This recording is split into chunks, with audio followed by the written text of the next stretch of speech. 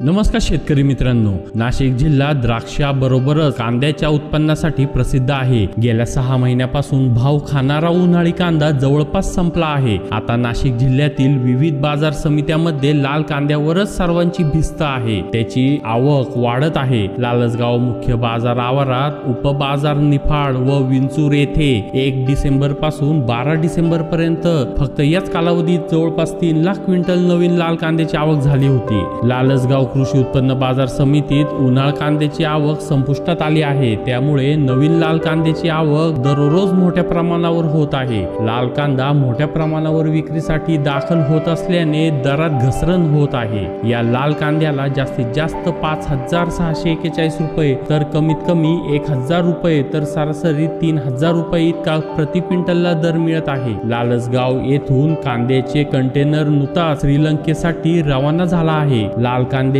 आवक वाढल्यामुळे निर्यात शुल्क 20% रद्द केल्यास परदेशात भारतीय कांद्याला मागणी मिळू शकते अशी अपेक्षा शेतकऱ्यांना आहे। त्यामुळे कांद्याचे दर स्थिर राहण्यासाठी कांदा निर्यातीवर 20% निर्यात शुल्क रद्द करावे अशी मागणी शेतकऱ्यांनी केली आहे। यासाठी केंद्र सरकारकडे लोकप्रतिनिधींनी पाठपुरावा करावा अशी मागणी शेतकऱ्यांनी केली आहे। लालसगाव बाजार समितीकडून केंद्र सरकारकडे याबाबत पाठपुरावा सुरू केल्याचे लालसगाव बाजार समितीचे सचिव नरेंद्र वाढवणे यांनी सांगितले आहे। नाशिक जिल्ह्यात लाल कांद्याची आवक प्रचंड प्रमाणात वाढल्याने दरात घसरण सुरू झाली आहे। एकट्या लालसगाव कृषी उत्पन्न बाजार समितीत 11 नोव्हेंबरला लाल कांद्याची 856 क्विंटल आवक झाली होती। आता डिसेंबर मध्येही ही आवक सरासरी 20,000 क्विंटल पर्यंत जाऊन पोहोचली आहे। त्या तुलनेत दरात प्रति क्विंटल 500 रुपयापर्यंत घसरण झाली आहे। आवक कायम वाढत राहिल्यास येत्या काळात कांद्याचे दर अजून कमी होण्याची शक्यता वर्तविली जात आहे। त्यामुळे यावर शासन काय निर्णय घेईल आणि शेतकऱ्यांना दिलासा देईल याकडे शेतकऱ्यांचे लक्ष लागून राहिले आहे। अशा प्रकारे नवीन अपडेट जाणून घेण्यासाठी आताच या चॅनलला सबस्क्राइब करा आणि बेल आयकॉन क्लिक करा। धन्यवाद।